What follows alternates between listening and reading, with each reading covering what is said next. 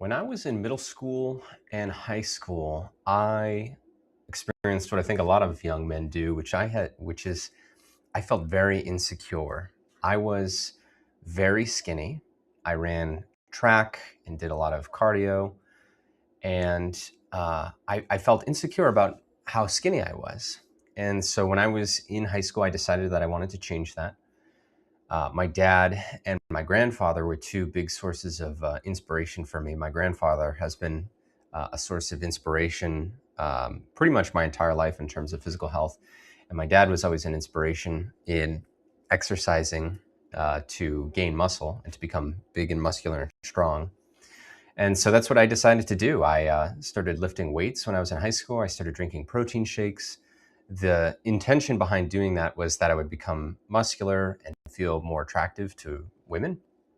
And I would say it worked. I was able to put on a substantial amount of muscle when I was a teenager. I went from being sort of skinny cardio guy to like muscular gym guy. Women did find me more attractive, and it, mission accomplished. I think one thing that's interesting to me though is how our motivations sort of start to evolve as time goes on, right? So initially, when I started exercising, and by exercising I mean lifting weights specifically, it was like to solve the specific issue of insecurity. Now my motivation to exercise has expanded a lot. Now I feel like I want to have the energy to be able to play with my kids. I want to have the mental clarity and the feeling of energy that I have when I exercise. I want to have a long lifespan, but also a long health span. And my motivation is still to look good. Like I want my wife to find me attractive, but that has really become sort of a third or fourth level motivation. And my other motivations are, I would say, much more important to me.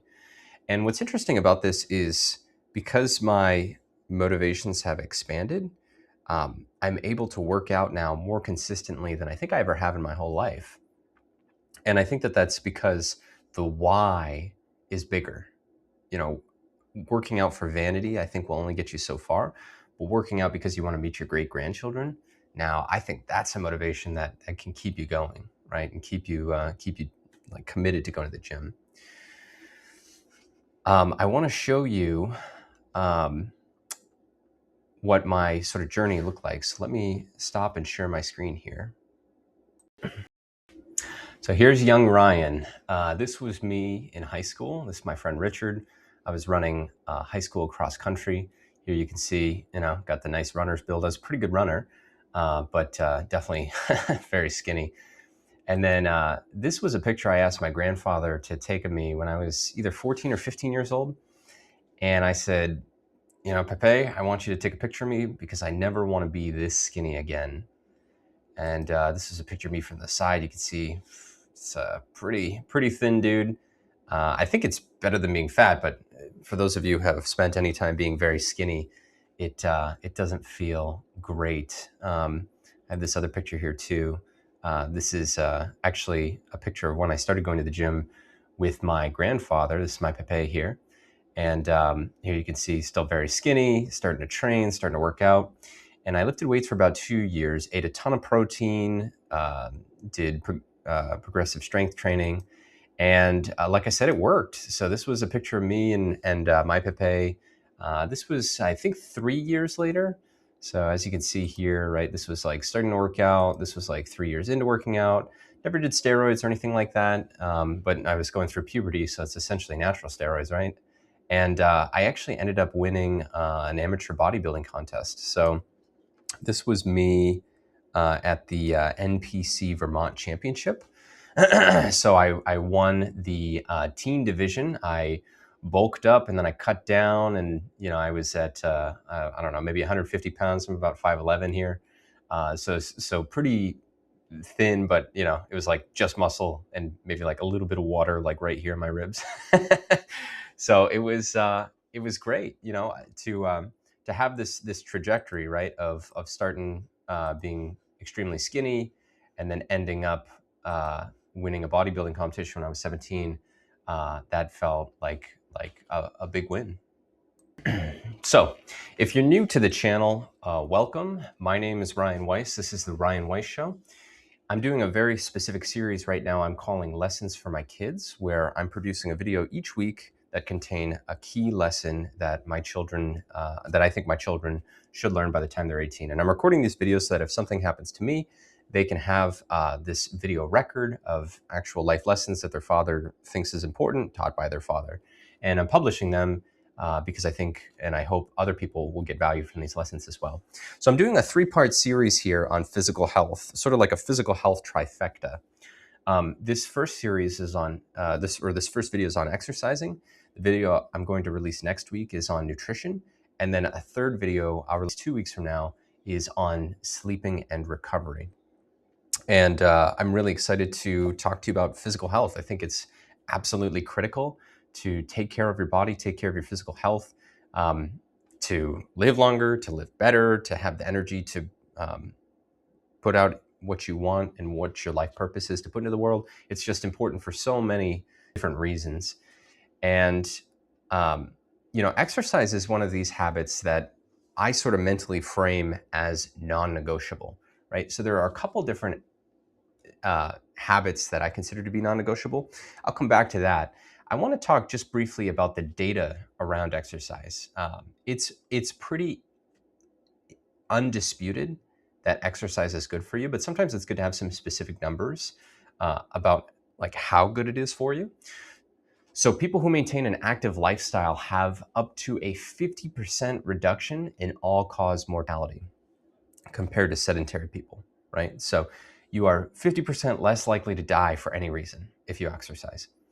Dementia, regular physical activity in midlife and late life is linked with roughly a 41% lower dementia risk during ages 45 to 64, and a 45% lower dementia risk from ages 65 to 88. Your brain literally depends on your body moving.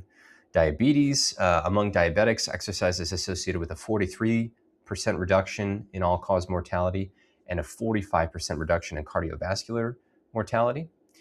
And I think one of the things that's amazing about exercise is that you don't have to be a marathon runner, right? So as little as 4.4 minutes of vigorous activity per day was associated with a 26 to 30% reduction in all-cause mortality. If you exercise 5 minutes a day, you reduce your chance of death by 30%. That is astounding. I mean, that's as close as you get to like, here, take this pill. It'll make you 30% less likely to die. You just have to huff and puff a little bit. This pill is a huff and puff pill, right? So this, like I said earlier, is what I sort of put into the category of non-negotiable habits. Things that you don't skip if you want a life that's going somewhere good, right? So other non-negotiable habits I would put into the same bucket are like brushing your teeth, saving money, having a job or going to school or having some life direction. Like all of these are critical to like having a purposeful life and having a productive life. And exercise is the same. And with any of these habits, the thing that's tricky about them is that you can neglect them for a while and feel fine. Like you can stop brushing your teeth for a week or two and your teeth aren't going to fall out and your mouth isn't going to rot off and fall away into the gutter. But one day you wake up and you have irreversible consequences, right? You can't undo what neglecting this has done to you. And so that's why it's critical that you build a habit of exercise as early as possible. Now, there are a ton of different types of exercise that you can do. My recommendation is in these 3 upcoming videos, in exercise, nutrition, and recovery, is to be a student, right? So don't feel like you've arrived at a conclusion at what the best exercise is, but instead remain curious and open to hearing about different types of exercise, the benefits to different types of exercise. I recommend trying different types of exercise because some people, for example, just hate running. And because they hate running, they think, oh, cardio sucks. But running is just one of hundreds of different types of cardio. You could do rowing, you could do swimming, you could do cycling. There's so many different types of cardio. So just because you try one type of exercise and find that it's not for you, doesn't mean you should write off that whole category of exercise. The things that I've learned from being a student of exercise are, number one, you should have a variety of exercise. And number two, you should have consistent exercise. So the types of exercise I personally try to structure into my life right now are weight training, strength training specifically. I try to do that 2 to 3 times per week. Cardio, I try to do that 2 to 3 times per week. And some type of mobility training. So either yoga or some type of stretching. I try to do that maybe once, maybe twice a week. I think a mistake that some people make is that they pick one type of exercise and neglect the others, right? So this is where you have bodybuilders who can't run a mile, or you have runners who can't open a pickle jar. I think what I've learned through my study of exercise is that a variety is ideal, both for your health span and for your general well-being. Now, I want to introduce a cheat code, so to speak, in exercise. And this cheat code is sports. Sports are an excellent way to compound the benefits of exercise and make it much easier to build the habit of exercise. So I recommend considering sports as a way that you get your exercise. Number one, it helps keep you accountable to the exercise. If you have a workout buddy or a team that is expecting you to be there for a practice or for a game, it's very difficult to just decide to not go. Whereas if you're a solo lone wolf and you have, you're planning on going to the gym that day, it's much, much easier to say, I kind of had a bad day. My back feels a little tweaked. I think I'm just going to skip it and go home. Having other people holding you accountable to the exercise plans that you set are a great way to keep those plans. The other benefit that doing sports does is it adds a social element to your exercise. And socializing is good for your mental health and also your physical health. So you get sort of this double benefit of socializing and exercising. And that's a really powerful combination. There's a particular study I wanted to mention. It's the Copenhagen City Heart Study, and it tracked about 9,000 people for 25 years. Some standout findings were playing tennis was associated with 9.7 years of additional life expectancy. So if you consistently play tennis, according to the study, you seem to add a decade to your life. How incredible is that? And also, tennis is really fun. The other sports that they studied weren't as strong as tennis in particular. I'd be interested in learning why tennis in particular had this powerful effect. Badminton added 6.2 years of lifespan. Soccer added 4.7 years. Cycling 3.7, swimming 3.4, jogging 3.2, all compared to sedentary people. So that is astounding. A separate study following over 80,000 people found racket sports players had a 47% lower chance of all-cause mortality. So that's similar to the exercise threshold that we talked about previously.